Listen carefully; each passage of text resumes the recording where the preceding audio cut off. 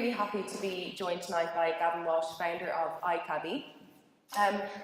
So Gavan and I have had a brief chat kind of a week ago, and I'm really looking forward to sitting down and chatting with you tonight. So you're NDRC alumni. Yeah, first of all, hello everybody. It was 8 years ago, I think 7 years ago, it was 2011, came here. I didn't know anything about anything, to be honest. So I think it's been a very long journey, and I loved coming back is a great honour, to be honest. Cool. So obviously iCabbi has been around since 2009. For anyone who doesn't know about iCabbi, you'll find out about it tonight, but it's an amazing example of a company that has really scaled and grown, pivoted business model, and we'll get to all of that. But I'd like to go back to the beginning, because one thing you said to me on the call was, Aislinn, I guarantee you that no one in that room will have started as many businesses as I have. So you are a born entrepreneur. I'd love to hear some of the ideas that you had, that you implemented. Maybe let's discuss an idea, your craziest idea. Okay, you didn't tell me that you were going to ask me this. That's the beauty of startup grind. Do you know, one of the first ones that I kind of remembered, which I've never really said in public, I don't think, but I remember I used to get the train over to school every day. And we used to, coming back, we get a half day on a Wednesday. And I'd always go into this pet shop. And somebody told me that you could sell rabbits. So I went home to my parents with a hutch from a guinea pig my sister had a few years before. The guinea pig was long dead, but I asked my parents, can we get rabbits? They told me, definitely not. So phase one of my plan was I went in one Wednesday after school and I bought a male rabbit and told my parents that I was minding it for a friend up the road. And the following week then I went in executing phase two of my plan, which was to get the female rabbit. And they do exactly what the thing says. And quite simply then there was like 9 rabbits littering the garden that we couldn't put into the cage at all. What I didn't do, and I think it's the lean methodology that they're big on here, is I didn't test the market at all. You can't sell rabbits there. And the fox, one by one, nailed every single one of them. So there's been lots and lots of kind of harebrained ideas like that. Like another notable one was, I think I left college. I didn't stick around college. I was there for probably about 10 minutes. And one of my cousins had said to me around Christmas, just before I was about to leave, saying, you know, what are you doing to make money this Christmas? And I said, nothing. He's from down the country, and he was saying that they buy about 5 Christmas trees and they go door to door selling them to get enough money for a few pints. So I went and bought 400 Christmas trees, filled up my parents' back garden, literally like a forest, and we called to door in the area where I'm from, cutting out effectively the guy that we grew up going to, which was down the church. He was sitting waiting for people to come to him. We delivered flyers and called in to everybody door to door, saying we're going to bring about 5 trees matching the description of the tree that you want to your door, and we'll give money to charity as well, which we gave most of it to charity. But we sold all the trees, and I did that for a number of years. So there's been many more. There's been anyway. I'm not going to. There was a women's fashion website, but a which? A women's fashion website. Okay. So and anyway, there's many more, but. Most of which I don't care to forget. Okay, so you're getting an understanding of the fact that Gavan definitely is a born entrepreneur. So iCabbi is a taxi dispatch platform, so a little bit far away from the world of rabbits and trees and women's fashion. It was easier back then. Tell us, because you know the motor industry is in your kind of family business as well. So tell us about how you kind of first got an interest in cars and that whole kind of space. So I grew up. My father was an entrepreneur.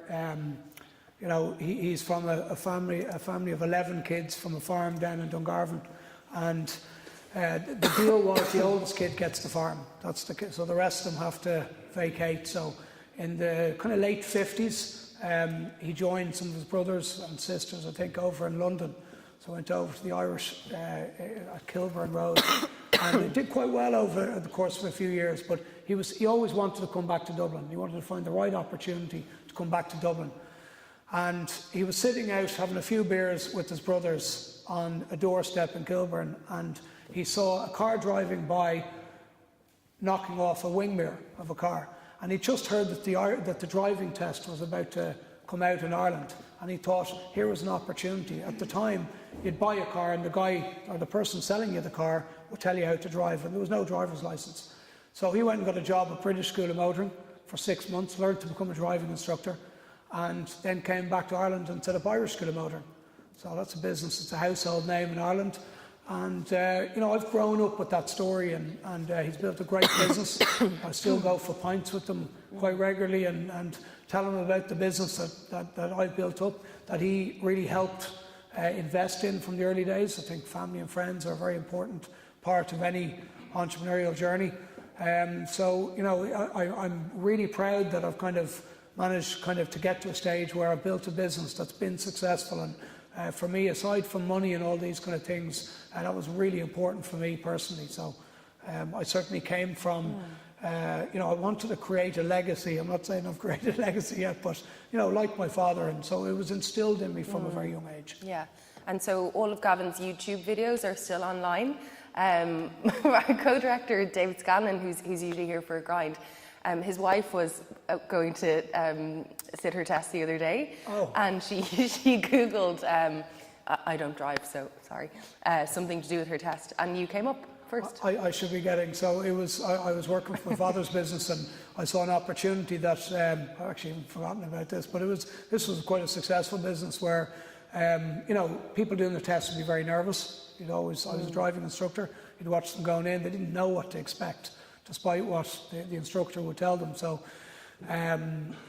basically the idea for the video was to kind of record a mock driving test so people would understand what was in front of them.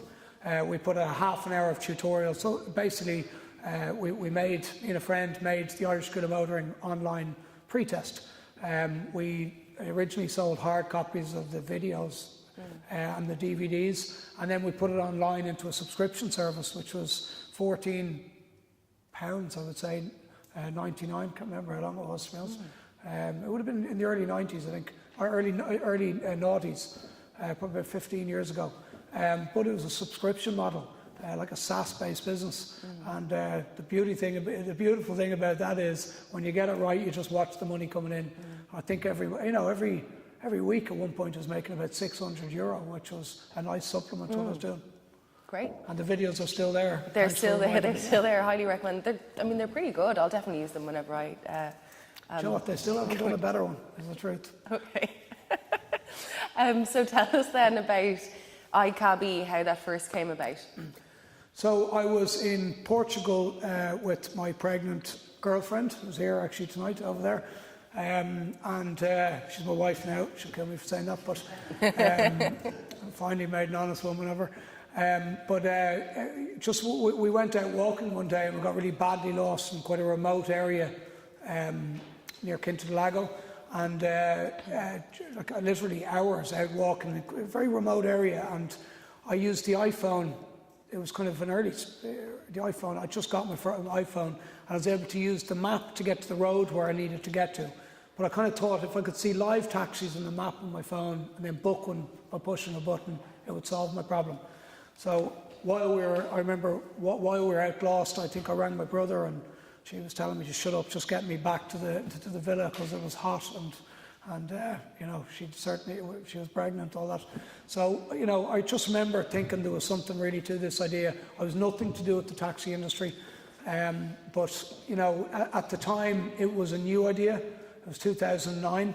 I didn't really fully move into the business until 2012, but you know, out of all the other kind of ideas and stuff that I've had before, this was something that, you know, whenever I had an idea, I'd always share it with people, and everyone liked this idea. I was never really afraid to talk to people about ideas that I had, and I think, you know, everyone saw this as an opportunity and something that I pursued. So, in 2009, Halo was around? Not there, or I don't think. Just about to enter the market? Yeah, and now, obviously, there's tons and tons of different options. So tell us about how you went from kind of idea, developing the app. Had you been involved in a tech business before, apart from putting ISM online? You know, I've done a number of websites and stuff for various businesses that I was involved in, but I don't think, if you're someone who likes coming up with ideas, nowadays to translate those ideas into reality, I think you're going to have some level of involvement in tech. So, what you need is good developers really who can kind of turn your ideas into, online products or so on. But, initially the idea was B2C. That was the original idea for the business. We, in 2010, found 320 independent taxi drivers in Dublin. We launched a very, very primitive app. It was we didn't really understand about networks, but you'd book a taxi. It would take 30 seconds to go to the driver, because we didn't know how much data it was going to use. And then it would wait 30 seconds for the driver to accept or decline. And then it would wait 30 seconds to go back to the customer. So the process took about a minute and a half. And when we launched, there was no work. So all the drivers were kind of signed up. We got 320 drivers, as I said. But when the work started coming through, lots of the drivers had switched off because, day one, no work came in. So by the time it did come through, loads of them had turned off. And when work did start coming through, we didn't have enough drivers trying to cover a city like Dublin. And often they'd accept a job and they'd go the wrong way. So I found myself on Friday nights screaming down at taxi drivers saying, "Why aren't you going to the pickup?" They're saying, "I pick somebody else up." So it wasn't going to work really. But around just a little bit before we launched, we'd gotten approached by a small company that was operating out of a tin hut down in Cork. And they approached us and said they'd like a dispatch system. So they kind of liked the idea that we were doing with iCabbi. So we adapted that very primitive technology into a dispatch system, and we launched that as well. And I wouldn't say it worked very well, but the dispatch system worked down in Cork. And when, the B2C model in Dublin just didn't work, but what we did down in Cork did work. And that kind of inspired us to kind of keep going and gave us we said, okay, what we need to do is go through taxi companies. So at that point, we decided to kind of do a mixture between a B2C and a B2B play, which was to link together taxi companies through one technology and then market them under the iCabbi brand. We launched that when I was probably here in Launchpad actually in late 2011, and that worked much better. We just didn't have enough taxi companies. So it was then around this period when we got introduced to a company called VIP Taxis. That's one of the premium taxi brands in Dublin still. And they liked what we were doing, but they said they didn't like our model. And they thought there was a conflict between B2C and B2B, which I think would be something that would be a consistent message with lots of businesses. So we thought long and hard, and we said we're going to ditch all B2C aspirations. iCabbi will never see the light of day in terms of customers using it, and we're just going to become a B2B provider, developing and selling taxi systems to taxi companies. And while I'm not Uber, that model has made us kind of the leading dispatch provider in the world now. So it's worked. So tell us more about how long did it take for you to make that decision? If the kind of situation with VIP taxis hadn't come about, do you think you would have made the shift? Because obviously at the time you said you were more or less kind of the only, a B2C taxi app, albeit Halo was there, Uber would soon be there. Do you think you would have stayed, or what do you think would have happened? Joe, there's so many periods that have been incredibly difficult. But at that particular period, I don't know if we'd have made we maybe would have tried, because actually the B2C and B2B model kind of worked, as in we kind of kept it going for about a year after, where people were actually able to book taxis on iCabbi. We just didn't pull it down. And maybe if we'd have gotten more taxi companies, we would have got more traction. But there's an inherent conflict in it, so I don't think it would have scaled. Customers in the UK never would have gone for it. So I don't know the answer to that one. Well, consumer apps are difficult, right? Really difficult to do well. Yeah. Would you ever launch one again? I know, again, that's a difficult question, but having been through that journey. No, that's not my area of speciality. I understand B2B businesses, SaaS businesses. That's my area of expertise now. B2C today, as we've seen with other companies in in our space require a massive amount of investment. They need lots of money to buy customers, and particularly at the time, that wasn't my skill set at all. Certainly still isn't, but it's a different area of expertise. Well, yeah, I was only just watching an interview today with Uber CEO, and he's talking. They're now valued at 76 billion, but their number one focus is on brand. So brand above anything else. The only reason they launched Uber Eats, they say, is because this opens up a new audience for them. So I think 40% of people who use Uber Eats don't have the Uber kind of standard app. That's a whole other area. But let's kind of stay in the consumer taxi app area just for a couple of minutes. I was at Web Summit last week, and there was just so much talk about the future of mobility, getting customers or consumers to, their last mile trip, this whole thing, scooters. What do you think, and again, hard question, but do you think that Uber will just kind of swallow up the entire taxi market for, will my taxi be around in a couple of years? Look, it's a contradiction in terms, but somebody said to me, it's nearly like the end of capitalism. These companies are coming out with business models that don't make sense. They can't become profitable. The scooter companies that we've spoken about before as well. What they're doing is the aim of the game is global domination.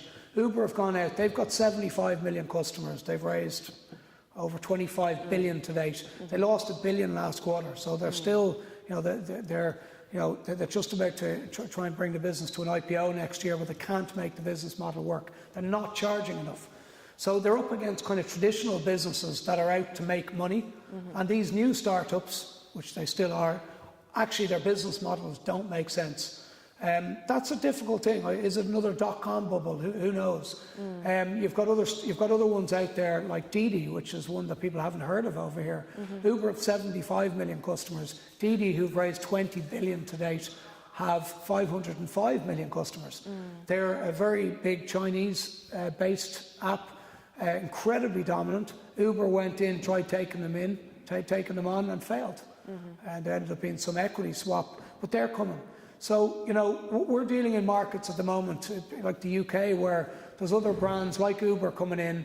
Again, there's massive levels of investment behind them. They're coming in, they're all losing money. Every one of them are losing money. And where's the end to that? At some point, someone's going to need to make money.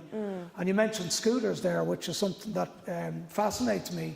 In San Francisco and places like Phoenix and so on, these scooters, which are electric scooters, they go 60 kilometres an hour. They're incredibly great ways to get around cities. You just drop them wherever you leave them. They're $1 as they go, so I don't see how that business model is going to work. But there's 2 unicorn scooter companies. They're only open less than 2 years. So, it's a really, really interesting space. And how it all connects up, mobility as a service, they predict is going to be probably the highest growth area in the next 10 to 20 years. Because cities are getting involved. Cities are creating innovation departments to make the cities run better. So it's a really, our vision is to ensure that taxi plays an integral part in the future of mobility. And we want to make sure that taxi companies, stay relevant, because they're incredibly well positioned at every city across the world. And I think that really can. I think that's an important network to have in place. So, how do traditional taxi drivers view this kind of phenomenon? Is there still a resistance against Uber? And I don't mean kind of Uber coming in and undercutting from a price kind of standpoint, but are they resistant to technology? Are they willing to get on board? What's the feedback that you get? Look, what Uber have changed the game, let's face it, and what they've done is phenomenal, and it's a great experience. Our job is really to ensure that the taxi experience ends up matching that. So, the taxi industry is quite a traditional industry. We have so many success stories among our customer base of companies that have, they're growing exponentially. So there's another side to it that people don't hear as much. Our platform did 15.6 million bookings last month. We've completed over 400 million trips on our platform to date. So there's another side to the story. And ultimately, you mentioned Uber Eats there. you know, as every market kind of plateaus and as Uber kind of hits saturation, they need to move into new verticals. And that's what they're doing with Uber Eats, and they've also bought a scooter company. You know, what we've done recently is we've got an investment with the biggest car brand in the world. And our goal through that partnership is that we're going to be able to bring new modes of mobility and help our taxi companies evolve into what they need to be to remain relevant in the future. Yeah, there's also, and we will talk about that because that's really exciting, but for me there's the kind of regulatory piece, safety, especially with Uber and Uber Eats, because you really don't know whose car you're getting into, you don't know who's bringing your food. I had a friend the other day who ordered a takeaway through Uber Eats, and the delivery man demanded to be allowed into the house, or he wouldn't give over her food, and that was a very obviously dangerous position for someone to be in. So I think that there will always be a market for the traditional kind of, you know, taxi industry. In London, you know, black cabs are still really, really popular because people do, particularly if they're on their own, they do value that kind of safety, knowing if you're getting into a car, it's someone who's going to bring you to the right place, hopefully get you there safe as well. Yeah, look, industries adapt, you know, like these peer-to-peer apps enter the market and phenomenally successful. I think that it's a new kind of time in history where these companies are coming in raising billions. You mentioned Halo. I remember them always following these tech blogs of these new players that were entering the market. Like Halo, I remember reading they raised $500,000, then they raised $3 million. That was a lot of money. That was only 2011. I think then, you know, then they raised 10 million. And then in August 2013, a company called Uber over in San Francisco raised 250 million from Google. That was a game changer. You know, that was a phenomenal amount of money that had not really, that kind of investment was really new just a very short time ago. 10 months later, they raised 1.4 billion. So they've changed the game. Last year, they raised 7.5 billion from SoftBank. It barely makes papers anymore. So there's a new kind of business emerging.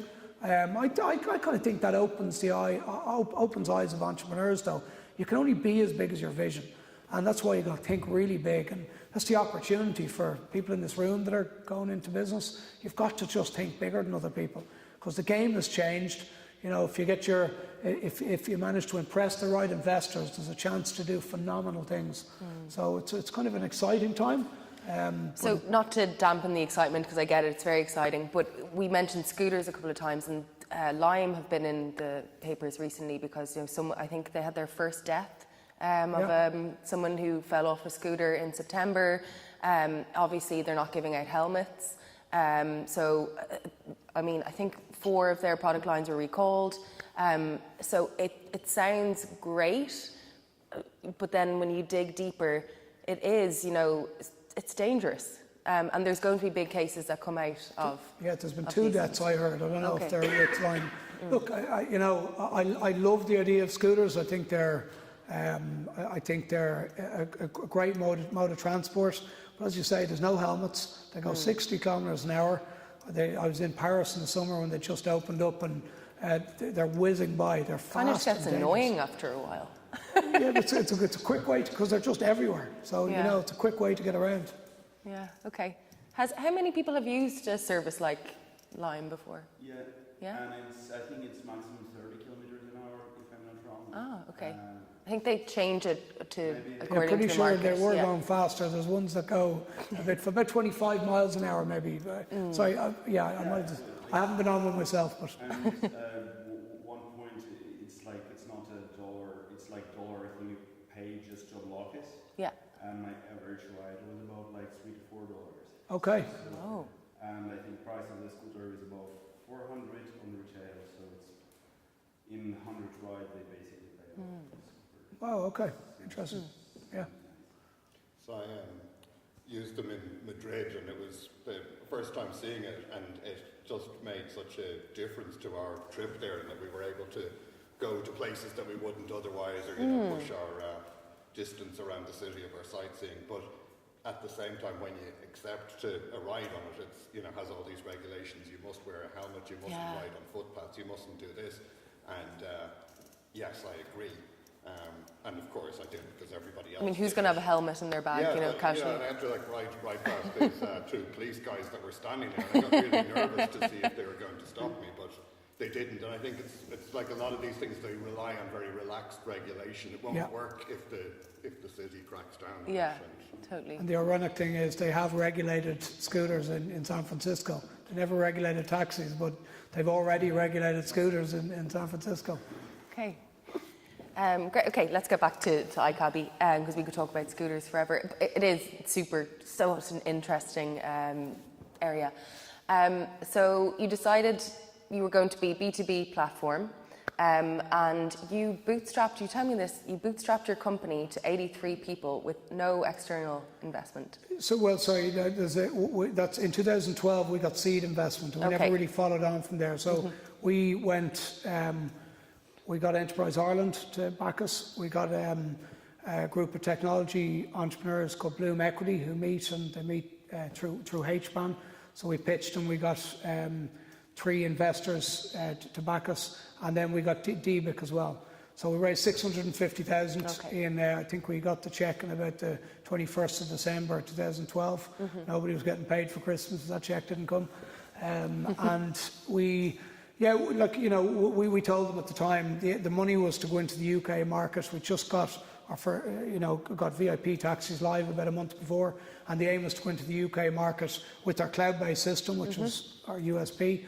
But we ran out of money in 2013 because our business plan didn't exactly stack up. So not always what you say is going to happen. But we went into the UK market. We got huge interest, but we had to rebuild the system. There's just fundamental changes that are needed in that market. We found that again in the US. But since then, we've kind of gotten venture debt. We got backing from a great firm called BMS. I'd have to kind of, back to Shane Lanigan as the head of that company. They were brilliant, and lots of EWIS money. So we were kind of scraping. We never got a Series A round. Which kind of gives you a bit of space. We never did that, so constantly under pressure. Our revenue is very sticky. Probably took about 3 to 6 months to get a company live. That kind of made it quite difficult for companies to move on. So when we got companies live, they'd pay us. Luckily, our churn, we haven't really lost many customers. So the revenue was really kind of strong, and every time we got a new sale, we were able to hire another person. And like you say, we got up to about 82 people. So one thing that's really obvious from when you're talking and from your website, that the customer genuinely is at the heart of everything you do. And I'd love to know how, and you obviously, you're so passionate about iCabbi, and you did a lot of the sales in the beginning yourself. So are you still doing that? Have you managed to kind of take yourself away from being customer facing? What's that journey like as you scale a company and it no longer becomes feasible? It's, Joe, very challenging, genuinely, like myself and my partners in the business, none of us have been in a business with, we're at 95 now or something like that, and I was walking around the office today and there's like faces I don't even know their names. That's terrible to say, but I'm going to get to know them this week, hopefully. But it's a very difficult journey. We built our business by we're an enterprise level dispatch provider, and we built some great relationships in the industry. So lots of people across the UK, the US, our customers really, lots of them became friends nearly. They kind of trusted us with their businesses. And they actually bought the system when it wasn't even ready for their company. So we luckily managed to sell them something that we kind of didn't have in lots of cases. Okay, how do you do that? I don't know, but we kind of did. And some of these companies were doing like tens of thousands of bookings a week. It's not like if it doesn't work, they're stuck. They have a big problem. So, trying to get a company live, it's like trying to jump onto a speeding train. If you're doing 100,000 bookings a week, you can't stop it for a few days to put a company live. So I have lots and lots of incredible stories of even me jumping in to answer phone calls and stuff in the early days. I don't know how to answer phone calls for a taxi company. So I've done everything in the business. You have to. I was on 24-hour support until just a few years ago. So, you know, you've got to do everything in a business. Wow, okay. And letting go of those kind of things as it gets bigger is difficult. And they say the CEO is responsible for the strategy of the business. And these are all kind of difficult things to learn and to evolve to. And so you're in Ireland now, the UK, US, Canada? Yeah, and we've opened in Finland as well. So great. there's going to be a few more countries hopefully added next year. Okay, and are you leading that expansion or does someone else No, do that in the we do it all. We've got some resellers and Okay. we have a couple of different channels that we use. But yeah, look, it's our platform. As I said, we're doing a lot of bookings in all these countries, so it's growing. And of those markets, what has been the most difficult? Do you know, I think every market brings new challenges. I think that's just, you know, I remember the original investor back in 2012 asking, how do we know when we spent a year working with one company, how do we know that you're not going to have to do that for the next customer? We said, no, we've done it for one big customer now. We know everything. We're not going to, and we didn't. I can tell you that mistake. I wouldn't call it a mistake, but you know, in our industry, there's massive complexity. Different companies operate differently all over the world, so it's a big challenge. Okay. And so again, you put the customer at the heart of everything you do. Sometimes that can be difficult when a company is scaling. So talk through, do you have any kind of inventive approaches or things that you do to try and win over a customer? Do you bring them out to Howth, where you're based? It's a good question. By the seaside? It's a lovely part of So Dublin. I'm born and bred in Sutton, and we've had, I think we're in our 4th office in the area. There's no offices in Sutton House, but we've managed to find 4 premises. So, but really, I suppose in the area, you know, these guys, we'd bring customers over from the UK. In the area, I'm quite well known, so you'd bring people to the pub, everyone would know you in the pub. We'd bring them for a local restaurant, everyone would know, so it's a little bit of a conveyor belt. Do you pay these people? No, we didn't. Actually, we used to always get kind of great deals, and people would, you know, there's a lot to be said when somebody throws you a free pint, and that kind of built a level of trust. And I think that's what kind of, I think there was a big part in the journey, genuinely, because we had a system that was too immature for these companies that we were selling to. But when they saw people that trusted us, I think that really kind of worked for us. You know? Okay. And obviously not every early stage company can afford to do that because, you know, bring people over and hospitality, but it does kind of go a long way. Yeah. Look, it depends on the business you're in, but I suppose as an enterprise level, if we get one sale, you know, over the course of a number of years, it's a SaaS revenue, so they pay us per car per week as our business model, so we keep getting paid. So it's worth the investment. But look, that's how you learn as well. We weren't from the taxi industry, so by listening to these, again, some big taxi owners, we got to learn the trade, and we built a good system because of what they told us. Okay, so let's talk about your people now. So you mentioned you're 95 now, which must be, so you're around since 2009. It's the 10th birthday next year of iCabbi. You celebrating that? To be honest, we only really went fully into the business in 2012. Okay, While I was in this, I kind of left my father's business and went fully into it. So across 6 years, you've grown to 6 or 7 years. Okay. Tell us about how you manage that hiring process. Do you kind of have an established culture, values? How do you assess whether someone is right for iCabbi? My hiring process is probably, I don't go in and ask tough questions or anything like that. I feel like I get a good sense with somebody by just talking normally and chatting to people. I'm involved in a Leadership for Growth course at the moment. They're talking about biometric tests and stuff. We've never done those things. But I just think when you're, you know, we've built a very passionate team. I have, rightly or wrongly, I have lots of friends in the business. That can be challenging at a time, but I think you get a level of commitment that maybe you don't get elsewhere.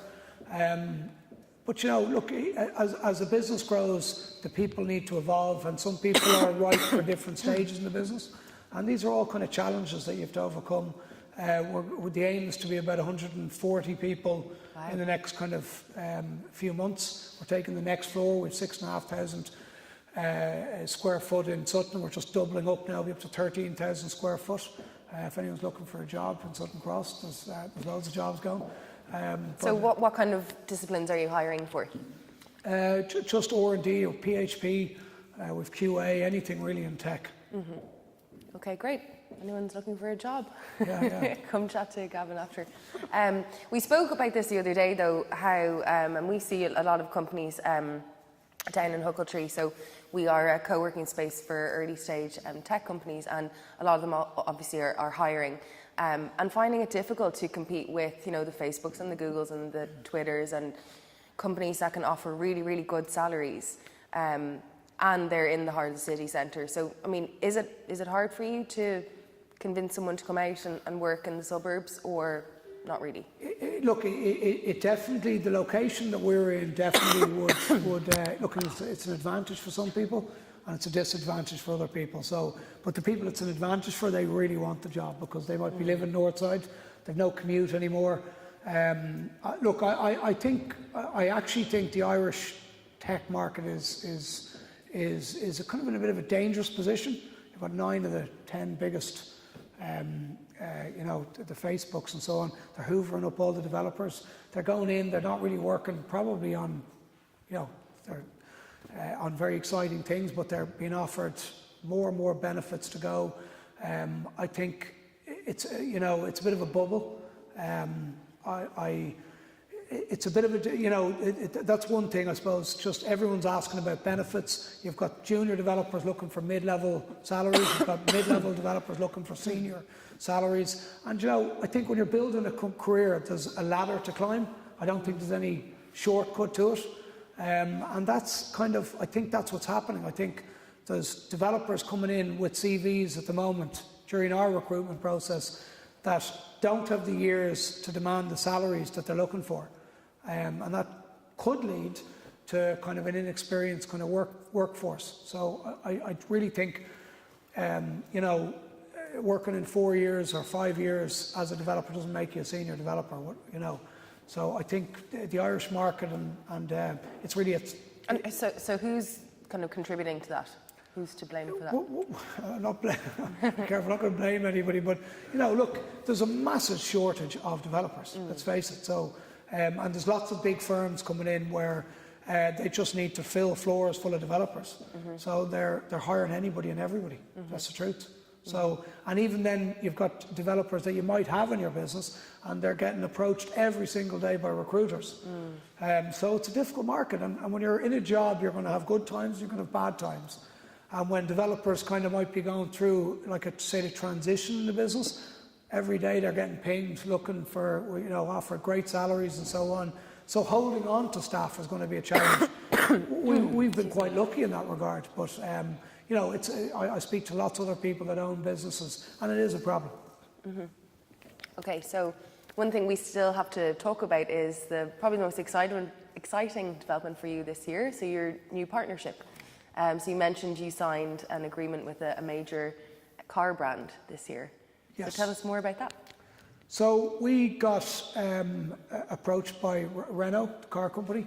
They are the biggest car group in the world. They own 55% of Nissan, Mitsubishi, Dacia. They own nine car brands. They've got 480,000 people in their business, in their organisation. So they're a Goliath. They're actually the biggest, in terms of car sales, they're the biggest car group in the world. So they approached us through a contact of a relationship that I built. And they kind of saw an opportunity really to invest in an industry that was lacking investment. And quite simply, they sell cars. We've got 75,000 cars on our platform right now. So obviously there's an opportunity to sell cars to that. So they approached us last September, so a little bit over a year ago. We built a business plan nearly for these guys, and they liked it, and it took us about 9 months to get the deal over the line. On the 8th of June, we did really what we believe is probably one of the most innovative things that the industry has seen. We've gotten a connection with the car company, which will allow us to compete, against the global players that are forming in the peer-to-peer apps. Okay, so we'll take a couple of questions in a few minutes. I just want to ask you a few more questions about that, but start thinking about what you would like to ask Gavan. So the Renault partnership is super interesting, and one thing you said to me the other day was about linking it to kind of the future of car ownership and who is actually going to own cars, and obviously it will be taxi drivers. So it is a really smart strategic move for them to partner up with, you know, a company like you guys. Yeah, look, I think there's a massive, you know, in an industry that's been disrupted so much, it's affecting everybody in this room, really, you know, and you know, with that brings opportunity. So we've you know, I think in the short term, I think electric vehicles are going to play a massive part in what we do. You know, personally, I'd like to see our fleets really moving fully EV and very green. I think we have an opportunity to do that, obviously, with our partnership with Renault. Autonomous cars, there's lots of talk about them. I think they're a bit further away than people probably would like us to believe. But by, you know, they estimate by 2060, 2070, you know, there'll be no car ownership. So people will be loyal, and they're going to be using taxis or, you know, peer-to-peer apps. But so there's going to be less car ownership. People still need to get around. So that means our market's actually getting bigger. So there's a big opportunity. Okay, exciting. So you mentioned two kind of new areas there, so electric vehicles, and also I saw on your website you're doing something kind of cool around AI and voice. You want to talk about? So we're talking about the future of an industry, but what's the future of iCabbi? Yeah, look, like our business, like a traditional taxi company would be, this is probably going back a bit, but they'd be on radios. So obviously we're using app technology and cloud-based technologies, similar to what you'd expect from the other peer-to-peer apps. But we bought a telephony company in Sheffield called Disc. They do a great job, and what they do is they're automating where for people who phone to book a taxi, they're now like speaking to Amazon Alexa, and instead of reading out an address, it'll say, where do you want to get picked up from? So the automation rates that we're seeing now, we've lots of companies now which are 80% automated. So we'll give the taxi companies a consumer app, exactly like you'd expect from other providers. But for people who do still phone to book a taxi, a lot of that has been taken away from the call centre. So we're building our own one. We're not using Amazon. I think we're using Google's kind of services, and that's kind of new to us. But these companies are going in, and their automation rates are rising. So they've less people answering the phones. And does your innovation tend to be kind of customer led? So if someone asks for something, you'll look at the feasibility of developing it, or is there someone in your company that has a job of going out, analysing trends in the market, and coming back in, presenting to the company, or how does that work? Do you know what? A bit of both. Like, innovating is difficult. Like, you're up against teams of 15,000 people. You know, that's what we're up against. So our new strategy really is the needs of taxi companies have kind of grown exponentially in a very short period.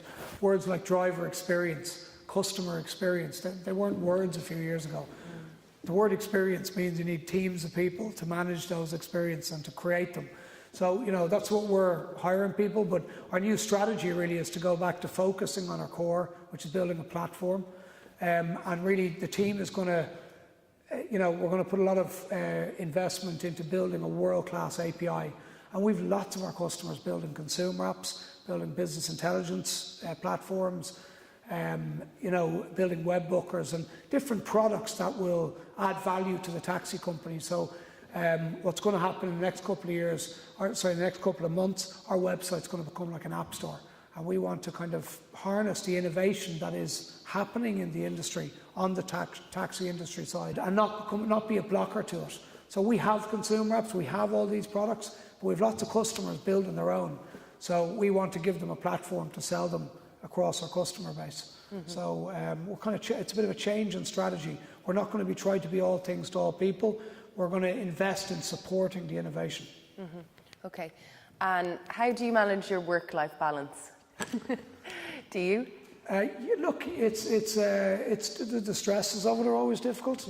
But, you know, during the journey, I've had 4 kids now. I'm still married, you know. So, look, it's what I love doing. I think you have to love what you do. I obviously love my family and all that, but I love working and seeing a business grow. So to be able to be passionate about what you do. I think there's lots of people out there that have jobs that they're not so interested in, and they just want to wait till 5 o'clock to get home. I think entrepreneurs are very different, and they need to love what they do, and that's why I never stop, whether it's very early in the morning or weekends. I don't consider it work ever. If somebody phones me at 9, it's just what I love doing. Yeah. Okay, great. Who would like to ask the first question? Yeah. If you could just help to pass around the mic, that'd be great. Thank you. Hi. You mentioned the electric cars and that you can cover car ownership by 2060 or something. When do you think it will be first, people start just to let their cars, like driverless cars, as basically what Elon Musk, I think, predicts that they're going to basically build features in Teslas so people can sublet like Airbnb, but for cars. So just if you're not using a car, you just drive around and make some money. Do you think it's is it possible? And if it is, when is it going to happen? So a couple of months, first of all, when you're talking about autonomous cars, I was over in France with Renault's autonomous car. So I was in an autonomous car that was out in the roads. It works. That's the first thing. So regulations and all that are going to take time, and different governments and so on. But in terms of the car sharing, which is a very interesting area, Renault have set up Renault, Nissan, and Mitsubishi have set up €1 billion fund to invest in anything mobility related. So we've come across a company called Glide, which is doing B2B car sharing. And really, I kind of think, as a business now, we can follow what Renault are doing. Like we could bring those initiatives into our customer base, and I absolutely think there's a chance, for taxi drivers to get involved in to be using car sharing cars. I think we've a chance. It can be what we can make these things happen now. So the car share, there's in lots of cities at the moment, they think for every car sharing car, it reduces car ownership by 7 cars. Will the taxi drivers adapt it? A lot of the taxi drivers own their own cars. They do like to go home and use that same car. So if they're using a car sharing service just for their shift, they'd still have to own their own car. So there's a few little barriers there, but I don't think they're insurmountable. I actually, there's an example in Montreal of a fully electric fleet. Their rating in the App Store is 4.8. They're called Taxi Teo. They're in Uber territory. And it's a great model, and they own all the cars, and the drivers do shifts. They're kind of car sharing. They leave them scattered around the city, and the drivers with an app on their phone can find where the car is, open it with their app, and get into it. So these things are starting to form. But I do see opportunities in it.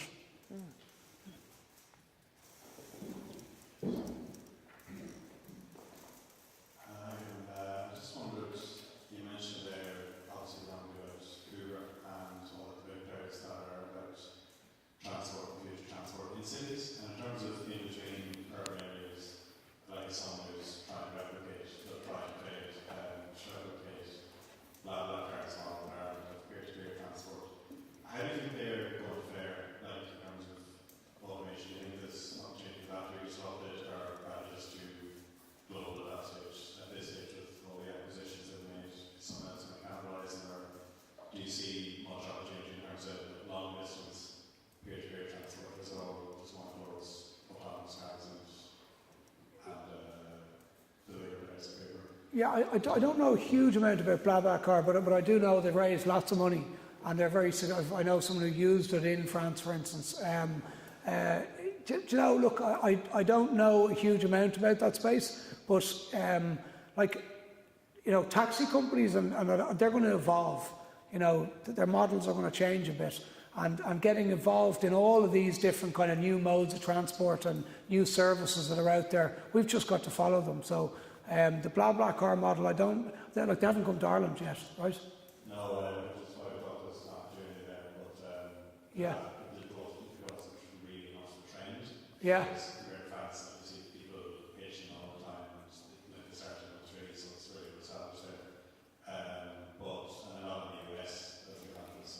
Yeah, but there must have been startups in Dublin kind of bringing people between different cities and so on. You would think it's there, but I haven't heard about them. Yeah, well, like ours was like initially targeted to sports surfers, because it was a small market we thought we could capture, but it just wasn't really, just the trend kind of to a great extent wasn't there. And there's like small replicas like Kangaroo in the US and Canada that haven't done anything in the scale. They're in Ireland? No, they're in like the US and Canada. Oh, yeah.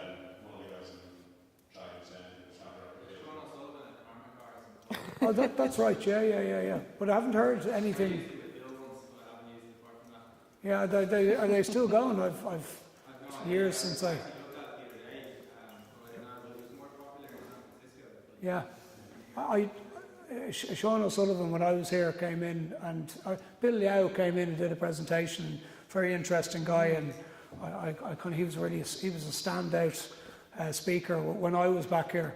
And Sean O'Sullivan had just set up that company, but they were based in Cork. I know they've moved away, but look, the transportation and mobility as a service, it's just such a hot topic right now, as I said, and the money going into it is going to change how we move around. So where it all ends, I don't know, but I do feel we now have a chance to kind of be part of it, which is very exciting.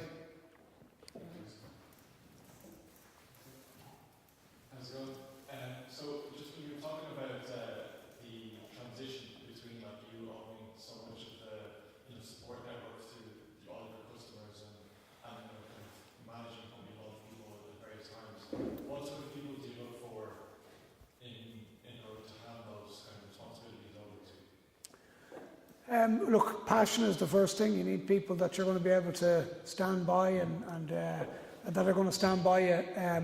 I think the industry we're in and what some of the people in our business have brought to the business, like sometimes the system might go down at 3 in the morning and people have worked through the night. Honestly, it's humbling to see our team in action when the tough gets going, I can tell you. So that's a big thing for me. And really it's about personality, just meeting people, making sure they fit in. The skill set, I think people will adapt if they've got the right personality. So, but I can tell you, the times we've been through, I remember when iCabbi first started, and I remember sitting down on the couch, and this one we had a 150 car company, and I remember the system kept going down, the networks were failing, and every day the networks going. I nearly had a nervous breakdown, to think that today there'll be 700,000 bookings on the platform. I just don't think about it anymore. Today is 70. So it's been so the people need to be passionate. That's a big thing. Again, I'm not hiring everyone in the business right now. So now we've managers in place who are doing all the hiring. My job is just making sure I have a team around me that can bring this to the next level. We've never been a business with 95 people in it. We're going to have 140 people in a couple of months, and again, everything's new. So what is important is to have a team in place to kind of have done it before a little bit. So we want to find the right mix between entrepreneurial talent and experience. So that's what we've been doing a bit of at the moment. So that's a brilliant point. The question then is, would you hire up from your existing team, especially in the early stages where you're trying to hire? Yeah. We're to be honest at the moment, so we brought in a new COO, a guy called Brian Rowan, who's doing a great job. He's only in 2 months. He's just done it before. So, you just get a lot of confidence with these guys, which is great, We've got still the founding team, and very few people have left our business. And as I said to you, we're bringing in levels of experience at the moment. But when you get the right people, obviously operations is a key part of our business. And as CEO, I need to feel confident that the right people are managing areas of the business, because any weak links, and it affects everybody, and it will cost everybody. That's just a fact about it. So as the business gets bigger, I think it's really important that there's confidence, not just from me, but from everybody, that the next person beside them is doing the right job.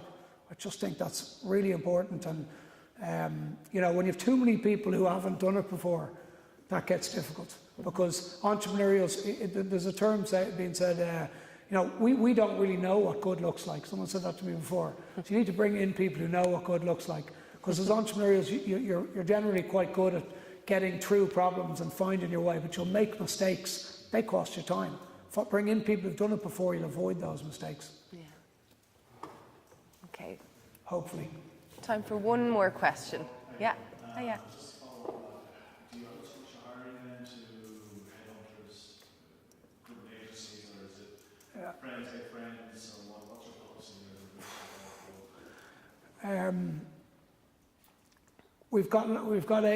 We've got agencies looking for us and helping us. Again, it's people through the network. It was always through our network initially, to be fair. As you get bigger, I suppose I kind of maybe prefer a little bit now at this point relying on agencies, because but I think, look, at the moment, again, the hiring environment is difficult, because we've had people that we've hired and then they go back and tell their employers that they're moving on, and then they throw more money at them. So you lose people during the process. That's happening quite a lot, and I hear that's across the board. So, but yeah, look, we've a few agencies we're using, and I think agencies are important, really. They're a necessary evil. If that's, I hope there's nobody here from an agency, but. Yeah, I was just thinking of you guys in the back. Sorry. Okay, thank you so much. Thanks, they were great questions. So just to close the evening, I'd love to ask you, what are you most excited about in the next 2 to 3 years for you and your industry? Like we never had any money to do anything. So, what I want to do is I want to build a great business. I've wanted to do that for like the last kind of number of years. I'm very proud of what we've achieved, but I feel the business needs to kind of grow up a little bit in terms of, professionalism and things. That comes from me, to be fair. I need to learn to become a better CEO. I'm doing a Leadership for Growth course at the moment. So in the next few years, I want to learn myself. I want to become a better CEO. And I want to see a business that's kind of a well-oiled machine. I don't know if there maybe is such a thing, but I want to feel like we've done something great. And if we get that right, I think we're going to hit all the KPIs that we could have hit anyway. Mm-hmm. So I probably get shot for saying it, but the KPIs I don't focus on too much, because if we build the right team and we build the right engine in the people in the business, I think we're going to hit the best KPIs that we could hit anyway. Great, thank you so much.